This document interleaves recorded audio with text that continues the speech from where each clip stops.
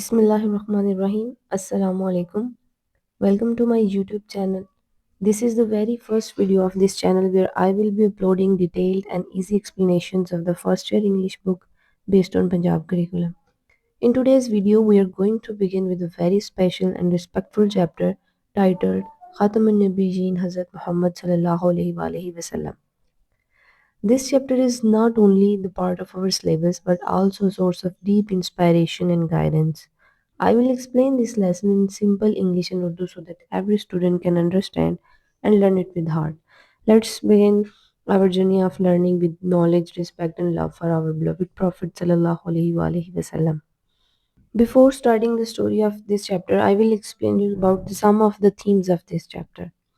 First of all, we need to understand about the theme that what is theme. Theme is the central idea or the main message of a story. Here we are given with the three important themes of this chapter, which are ethics and values, handling of trust, and self-discipline. सबसे पहले हम discuss करते हैं first theme को which is about the ethics and values. Ethics and values होते हैं अच्छे अखलाक और इंसानियत के असूल. रसूलुल्लाह सल्लल्लाहु अलैहि वसल्लम ने अपनी ज़िंदगी से हमें दिखाया कि एक इंसान किस तरह ईमानदारी, मेहनत और हया का पैगाम दे सकता है. Now heading towards the second theme which is about the handling of trust यानी कि ईमानदारी और जिम्मेदारी निभाना. आप सल्लल्लाहु अलैहि वसल्लम को अल अमीन कहकर पुकारा जाता है उनकी इस क्वालिटी की वजह से. जो थर्ड थीम बन रहा है वो हमारे पास है सेल्फ डिसिप्लिन के बारे में यानी अपने आप पर कंट्रोल रखना. रसूलुल्लाह सल्लल्लाहु अलैहि वसल्लम ने हर मुश्किल वक्त में सब्र और सेल्फ कंट्रोल का बेहतरीन नमूना दिया. इन तीनों थीम से हमें ज़िंदगी जीने का असल तरीका मालूम होता है. Now let's start the story of this chapter. Before starting the story of this chapter, I will tell you that this story is based on 14 paragraphs and I have given the name to each paragraph. The first one is about the birth and the background. नबी करीम सल्लल्लाहु अलैहि वसल्लम पैदा कहाँ पे हुए, हम इसका background जो है वो देखेंगे. नबी करीम सल्लल्लाहु अलैहि वसल्लम पैदा हुए थे मक्का में, located in the south west of हिजाज, जो कि हिजाज के जनूब मगरबी कोने में वाक़ है. हिजाज is the name of place. Among the baron hills, बैरन होता है बंजर, बंजर पहाड़ियों के दरमियान में वाक़ है. साल कौन सा था? 570 AD यानी कि 570वीं ईस्वी के दौरान, known as the year of the elephant, जिसको हम आमुल फील के नाम के तौर पर जानते हैं. This one is the one of the most important events of the history of Islam. Yemen का जो बादशाह है, हबशी बादशाह अबरहा, इसने मक्का पर हमला किया था. ट्राइब बोलते हैं कबीले को. Nobel clan of crash, clan भी कबीले को ही बोलते हैं. नोबल क्लैन ऑफ क्रेश इनके क्रेश का जो मोजिस कबीला था ना, वहाँ पे पैदा हुए. वर्ल्ड्स कंडीशन यानी कि दुनिया की सूरत हाल तब कैसी थी? फील्ड विद डार्कनेस, अंधेरा था. इग्नोरेंस, जहालत थी. इनजस्टिस, जुल्म था. आइडोलेट्री, आइडोलेट्री यानी कि लोग जो है वो बुत परस्ती का शिकार थे. अब इसकी इंपॉर्टेंस देखते हैं कि नबी करीम सल्लल्लाहु अलैहि वसल्लम की जो पैदाइश है उसकी अहमियत क्या हुई. His birth brought hope and guidance for humanity. नबी करीम सल्लल्लाहु अलैहि वसल्लम की जो पैदाइश है वो लेके आई होप, उम्मीद, एंड गाइडेंस और रहनुमाई फॉर ह्यूमैनिटी, सारी इंसानियत के लिए. Second paragraph is about the trade and the economy of मक्का, कि मक्का की जो तजारत है वो कैसी थी और मक्का की मुएशत कैसी थी. ट्रेड होता है तजारत और इकोनॉमी होती है मुएशत. मक्का's इकोनॉमी बेस्ड ऑन ट्रेड, मक्का की जो मैशत है वो किस पे इंसार कर रही थी? ट्रेड पे यानी कि तजारत पे. कुरैश में एक्सपर्ट ट्रेडर्स थे यानी कि माहिर जो ताजिर थे. ट्रेवल्ड विद कैरावान्स, कैरावान्स होते हैं काफले, ये काफलों में सफ़र किया करते थे. इम्पैक्ट ऑन हज़रत मोहम्मद सल्लल्लाहु अलैहि वसल्लम, इसका असर नबी करीम सल्लल्लाहु अलैहि वसल्लम की ज़ात पे क्या हुआ था? Developed a sense of justice, इसने पैदा किया था शऊर. डेवलप होता है पैदा करना और सेंस शऊर किस चीज़ का? जस्टिस, इंसाफ का. डिप्लोमेसी, डिप्लोमेसी होती है मामला फहमी. एंड रिस्पेक्ट फॉर अदर्स, और दूसरों को इज्जत देना. तीसरी हेडिंग की तरफ बढ़ते हैं which is about the early character and हल्फुल फजूल, जो कि हल्फुल फजूल के बारे में है. हल्फुल फजूल बेसिकली एक मुआहिदा हुआ था. Famous as Al Amin, the trust वर्दी, नबी करीम सल्लल्लाहु अलैहि वसल्लम अल अमीन के लक़ब से मशहूर थे. इवेंट, अब इसमें वाक़या कौन सा पेश आया था? ज्वाइंट हल्फुल फजूल. नबी करीम सल्लल्लाहु अलैहि वसल्लम ने हल्फुल फजूल में शिरकत इख्तियार की, अलायंस फॉर जस्टिस, और जो है इंसाफ का साथ दिया. ज्वाइन विद हल्फुल फजूल, अब यहाँ पे हम समझते हैं कि हल्फुल फजूल क्या है. حلف الفضول ایک معاہدہ تھا جس میں جو مختلف قبائل کے جو سردار ہیں وہ اکٹھے ہوئے تھے اور انہوں نے اس بات پہ یکجہتی کی تھی کہ جو ظلم ہے اس کے خلاف آواز اٹھائیں گے اور جو مظلوم ہے اس کا ساتھ دیں گے۔ وہ یعنی کہ عہد نبی کریم صلی اللہ علیہ وسلم نے ایک وعدہ کیا تھا، help the oppressed valued more than wealth.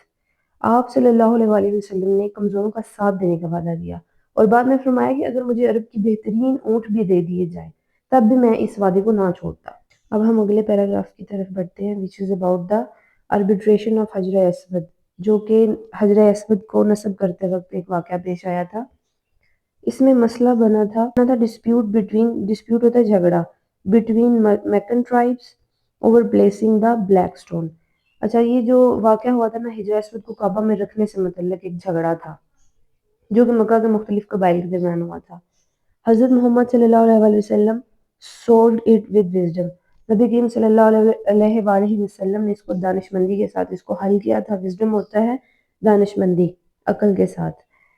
Out کم نتیجہ، اب اس کا نتیجہ کیا نکلا تھا؟ اوائڈڈ کنفلکٹ، لوگ جھگڑے سے بچ گئے، گین رسپیکٹ، اور اس طرح نبی کریم صلی اللہ علیہ وسلم کو عزت ملی۔ اب ہم اگلے پیراگراف کی طرف بڑھتے ہیں۔ This one is about the marriage with حضرت خدیجہ رضی اللہ تعالی عنہ۔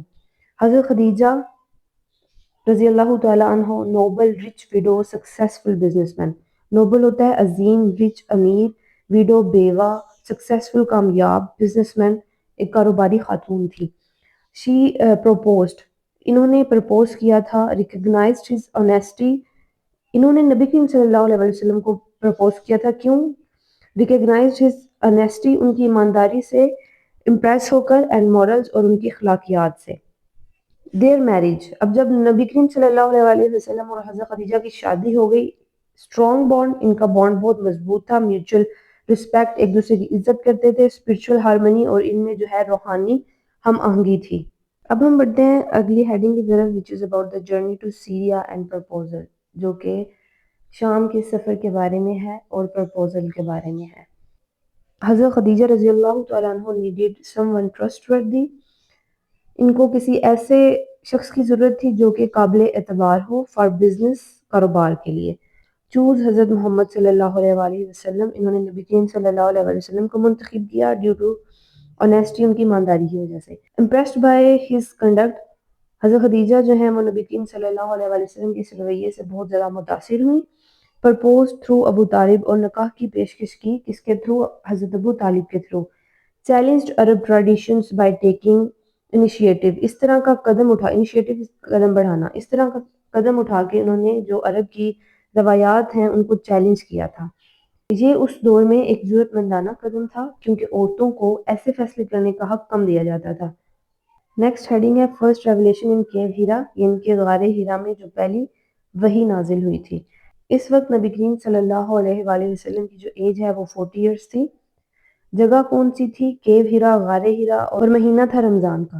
اینجل جبرائیل کمانڈڈ بریڈ، نبی کریم صلی اللہ علیہ وآلہ وسلم غار ہیرا میں موجود تھے اور تب عبادت کر رہے تھے جب حضرت جبرائیل علیہ السلام آئے اور انہوں نے نبی کریم صلی اللہ علیہ وآلہ وسلم کو کہا کہ پڑھ، تو نبی کریم صلی اللہ علیہ وآلہ وسلم نے فرمایا میں نہیں پڑھ سکتا۔ فرشتے نے پھر بولا پڑھ اپنے رب کے نام سے جس نے پیدا کیا انسان کو جمے ہوئے خون کے لوتھڑے سے، پڑھ اور تیرا رب بڑا کریم ہے جس نے قلم کے ذریعے علم سکھایا، انسان کو وہ سکھایا جو وہ نہیں جانتا تھا۔ اگلی ہیڈنگ ہے ہمارے پاس آفٹر دا ریویلیشن، یعنی کہ جب وحی نازل ہوئی اس کے بعد کی سچویشن کیسی تھی۔ ایموشنز، نبی کریم صلی اللہ علیہ وآلہ وسلم کے جذبات کیسے تھے تب؟ اوور ویلمڈ اینڈ شاک، نبی کریم صلی اللہ علیہ وآلہ وسلم بہت زیادہ خوش تھے اور حیران تھے۔ حضرت خدیجہ رضی اللہ تعالیٰ عنہ کمفرٹڈ ہم، انہیں تسلی دی، کنفرمڈ، اور انہوں نے یقین دلایا اس بات کا کہ ہی واز چوزن بائی اللہ، کے اللہ تعالیٰ نے انہیں سلیکٹ کیا ہے۔ She was first to accept Islam, اور حضرت خدیجہ جو ہیں وہ پہلی عورت تھی جنہوں نے اسلام قبول کیا۔ Next heading is about the support from Khadija رضی اللہ تعالیٰ عنہ اینڈ ورقہ بن نوفل، کہ کیسے حضرت خدیجہ رضی اللہ تعالیٰ عنہ اور ان کے کزن ورقہ بن نوفل نے نبی کریم صلی اللہ علیہ وآلہ وسلم کو سپورٹ کیا۔ حضرت خدیجہ رضی اللہ تعالیٰ عنہ give emotional and moral support, انہیں ایموشنلی اور مورلی سپورٹ کیا۔ ہر کزن ورقہ، اور ان کے جو حضرت خدیجہ کے جو کزن ہیں ورقہ بن نوفل، کنفرم دا پروفیسی، اور انہوں نے اس بات کی تصدیق کی تھی۔